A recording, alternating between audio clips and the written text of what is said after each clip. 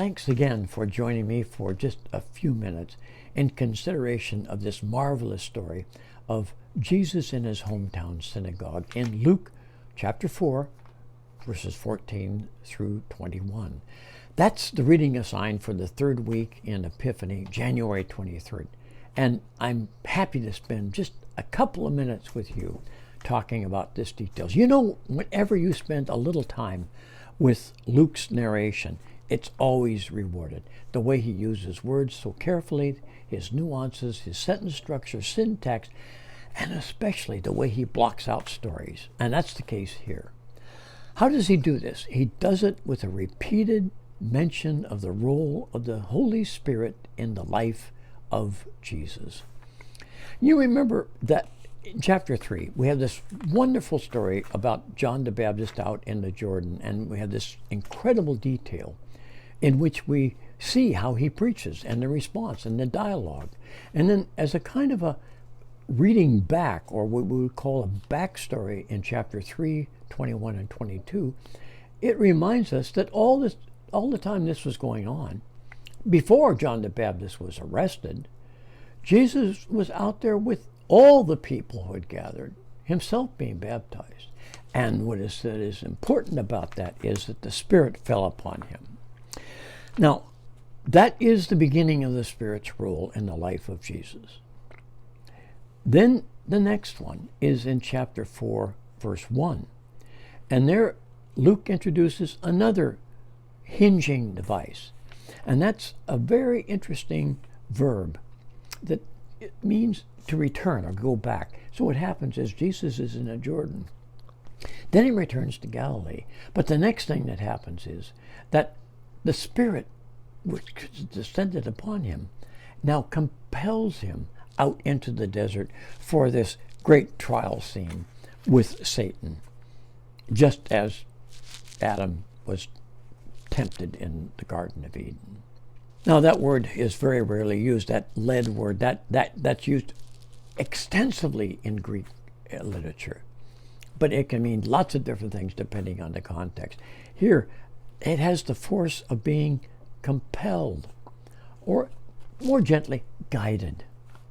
Then the next thing that happens is in our chapter 4, verse 14, where the verb comes up again. Then he returned from the desert and successful trial by Satan out into the upper Galilee. And now Luke has on his 7-league boots. He doesn't want to tell us a lot of details, but he summarizes by saying Jesus goes about, and here the verb is imperfect, teaching.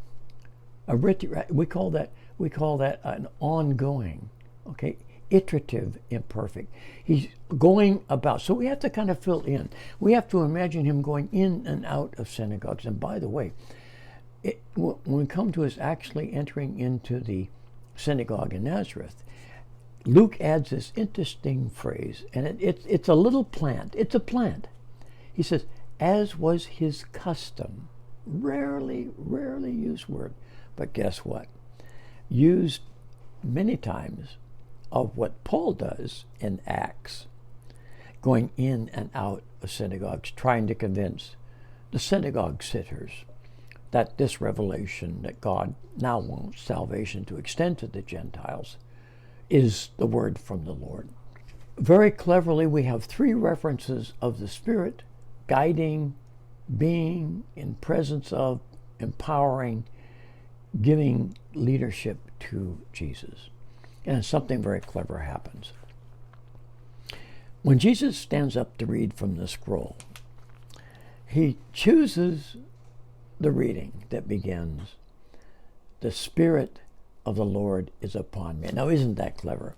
Because the narrative has told us 3 times the Spirit is actually the functioning mechanism in Jesus' life. And now he says, yes, it's true. What I have to say is from the Spirit.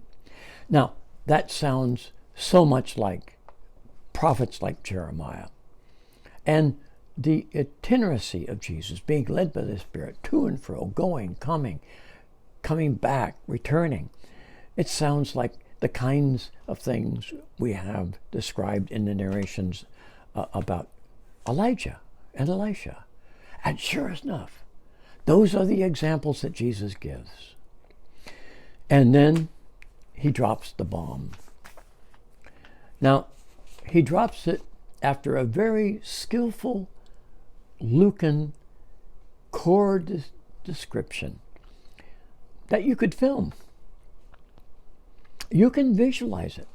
I want to read for you my playful enlargement of what Luke does after Jesus ceases reading. Here's how the synagogue scene went down after Jesus had read the text from Torah about Yahweh's promised liberation. He respectfully and with deliberation rolled up the scroll in the proper manner, made his respectful way to the president of the synagogue, handed to him with proper deference the scroll that he had read from. And then he returned and sat at the seat he had occupied in the congregation quietly. And during this entire scene, you could have heard a pin drop. And there was not a single person in that synagogue that did not carefully observe every single thing that Jesus did and said. And what, of course, he said was, right now, as you hear my voice, this prophecy is not about to be fulfilled. It is fulfilled now in my presence under the power of the Holy Spirit, giving to me the word of the Lord. And that's cohesive with the entire plot that we find projected into Acts.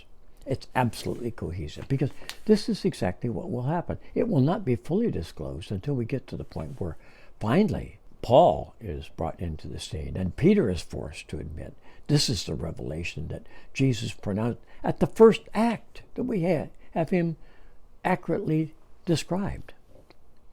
And what is that plot? It's simple but hard.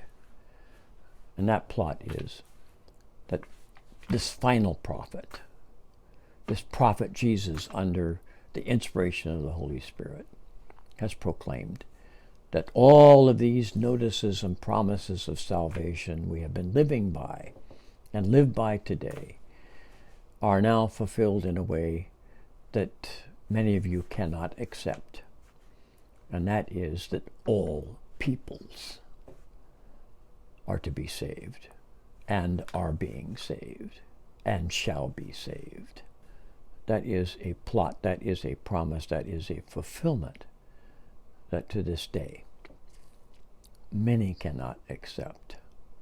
And therefore, we understand completely and in ways that in this particular season may even be for us shattering to remember.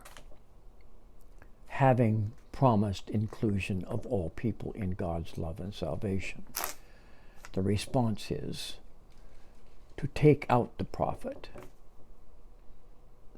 and kill him,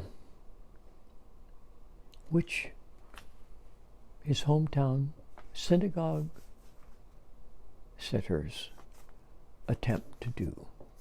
Take it to heart. Spend some time with it. And I look forward to talking to you next time.